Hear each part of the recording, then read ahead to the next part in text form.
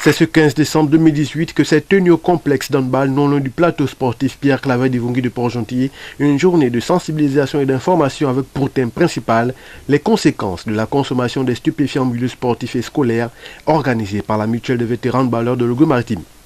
Prenant le micro devant une assistance assez attentive, le lieutenant Ingungulu Alfred a retracé le bilan de l'année 2017 qui est plus que hallucinant. En ce qui concerne le cannabis, nous avons saisi près de 322 kg. Rien que le cannabis, pour l'année 2017. La cocaïne, 80 grammes en 2017. L'héroïne, 50 grammes. Les cogoleux, donc tramadol, 115 grammes. C'est-à-dire que le phénomène est grand. Les proportions sont énormes.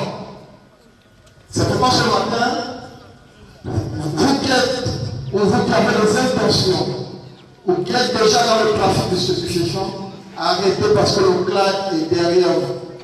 Quant à la loi, elle est stricte et applicable conformément au texte en vigueur. Le tribunal, et je le prends ici,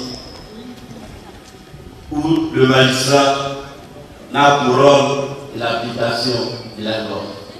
Le code pénal ici, qui est le support du magistrat en ce qui concerne les infractions pénales,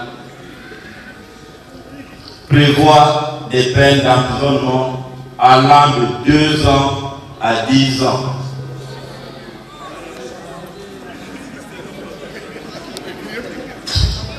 Cela est prévu par les dispositions de l'article 208 du Code pénal gabonais. Emprisonnement de 2 ans à 10 ans et d'une peine d'amende de 250 000 francs CFA à 10 millions. Vous conviendrez avec moi qu'un sportif ou bien un élève détenu à la prison du château pendant 2 ans, ce serait la fin de ses études ou la fin de sa carrière. Satisfait de ces échanges, Joël Otando, maire en charge de la culture, de la jeunesse et des sports dans la capitale économique, n'a pas manqué de saluer cette initiative tout en annonçant des engagements porteurs d'avenir. Des engagements ont été pris aujourd'hui. Je parle de celui pris par le directeur de l'académie provinciale vis-à-vis de l'association, ou du moins la mutuelle des vétérans handballeurs de Logos-Maritime, d'accroître et d'accentuer la sensibilisation dans les établissements et les milieux scolaires. Je crois que c'est une initiative qui peut être porteuse et que nous, municipalités, nous pouvons accompagner. C'est aussi l'engagement que je prends aujourd'hui.